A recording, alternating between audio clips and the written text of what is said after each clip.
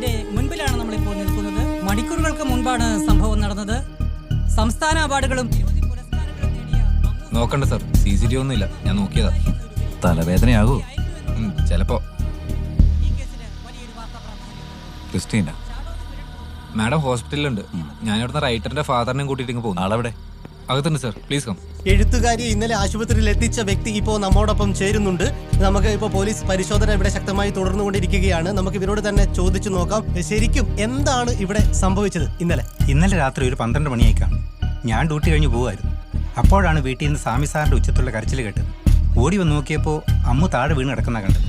പെട്ടെന്ന് ഞാൻ സാറും കൂടി പിടിച്ച് കാറിൽ കയറ്റി ആശുപത്രിയിൽ എത്തിക്കുക ചെയ്തത്. ഇപ്പോഴത്തെ അവസ്ഥ എങ്ങനെയാ? എന്താടോ തന്റെ രൂപം? സാറിനൊരു വെല്ലുവിളിയാവോ? സാറിന് എന്ത് വെല്ലുവിളിയാവും? സാർ ഇതുപോലത്തെ എത്ര കേസ് കണ്ടതാ? എന്ന് പ്രതീക്ഷിക്കാം. നിങ്ങളുടെ മാനസികാവസ്ഥ എനിക്ക് മനസ്സിലാവും. പക്ഷേ നിങ്ങളുടെ ഭാഗം കൂടി കേട്ടതിന് ശേഷം മാത്രമേ ഈ അന്വേഷണം എവിടെ നിന്ന് തുടങ്ങണമെന്ന് എനിക്ക് തീരുമാനിക്കാൻ പറ്റൂ. അതുകൊണ്ട് തന്നെ ചോദിക്കുക,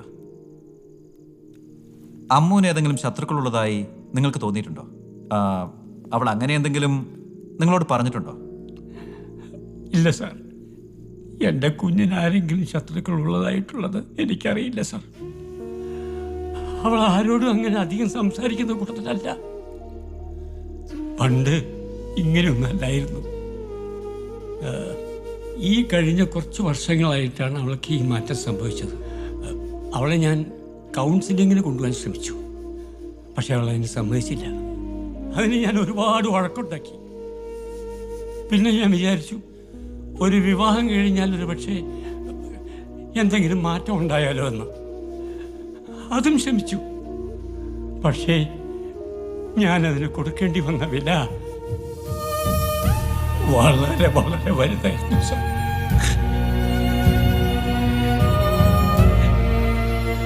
കഷ്ടിച്ചാണ് അവൾ അതിൽ നിന്ന് രക്ഷപ്പെട്ടത്.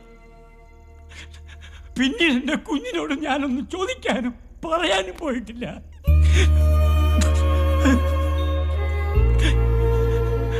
അങ്ങനെ ഏകദേശം ഒരു 2 ആഴ്ച മുമ്പാണെന്ന് തോന്നുന്നു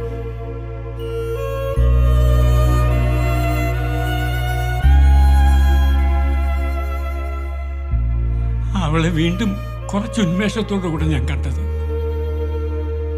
ആ ഇടയ്ക്ക് 2 കൂട്ടുകാരികൾ അവളെ കാണാൻ വീട്ടിൽ വന്നിരുന്നു. അവരുടെ നിർബന്ധത്തിന് വഴങ്ങിയ വീണ്ടും അവള് ഈ കഥ എഴുത്തും ലേഖനങ്ങളൊക്കെ എഴുതാൻ തുടങ്ങിയത്.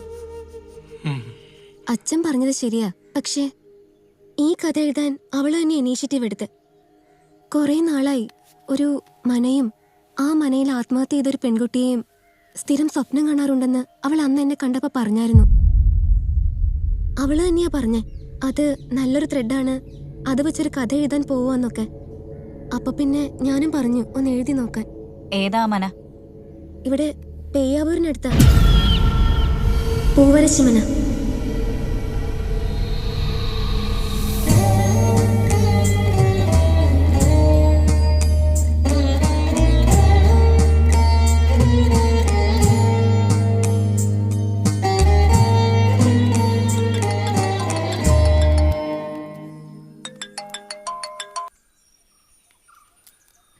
ഹലോ, എവിടെയാടി? ഞാൻ ആ പൂവരശി മന വരെ ഒന്ന് വന്നതാ, ആ സ്റ്റോറി ഒന്ന് കംപ്ലീറ്റ് ചെയ്യാൻ വേണ്ടിട്ട്. പക്ഷെ കഥയുടെ അവസാനം എന്തൊക്കെയോ കൺഫ്യൂഷൻ, എന്തൊക്കെയോ ഒന്ന് ചേരായിക പോലെ. നീ കഥ എഴുതുന്ന കാര്യം എന്നോട് പറഞ്ഞായിരുന്നു. പക്ഷെ അത് അവിടെ പോയിരുന്ന് എഴുതേണ്ട ആവശ്യം ഉണ്ടായിരുന്നോ? ശരിയടെ, എന്നാ ഞാൻ വെച്ചോട്ടെ, പിന്നെ വിളിക്കാം.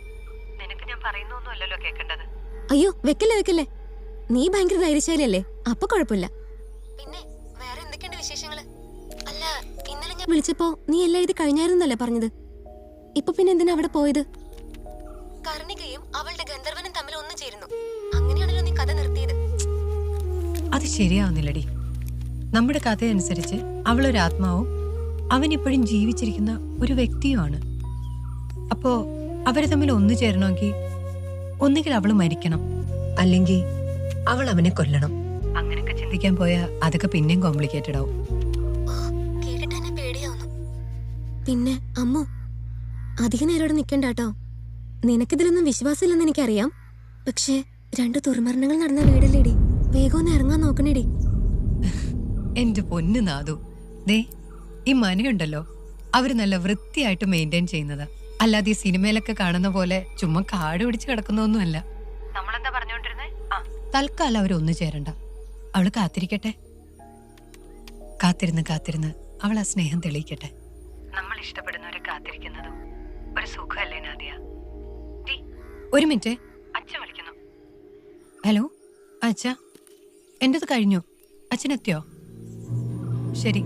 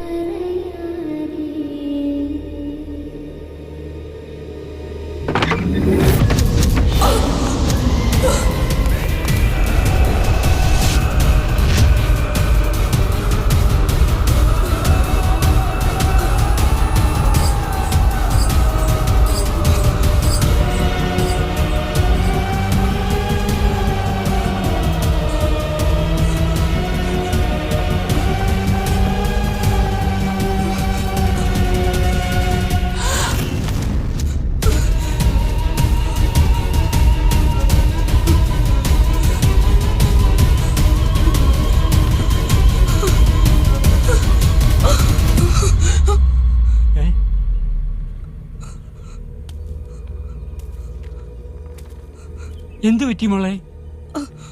നീ എന്താ ഇങ്ങനെ കിതയ്ക്കുന്നേ?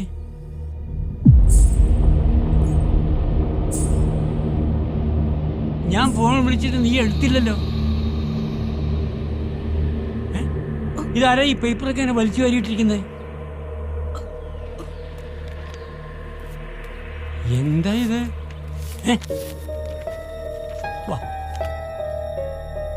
കർണികയും അവളുടെ ഗന്ധർവനും തമ്മിൽ ഒന്നു ചേരുന്നു. അങ്ങനെയാണല്ലോ നീ കഥ നിർത്തിയത്. അത് ശരിയാവുന്നില്ലടി.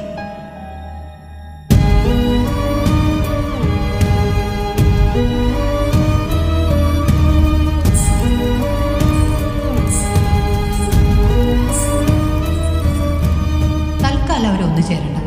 അവള് കാത്തിരിക്കട്ടെ. സ്നേഹം തെളിയിക്കട്ടെ.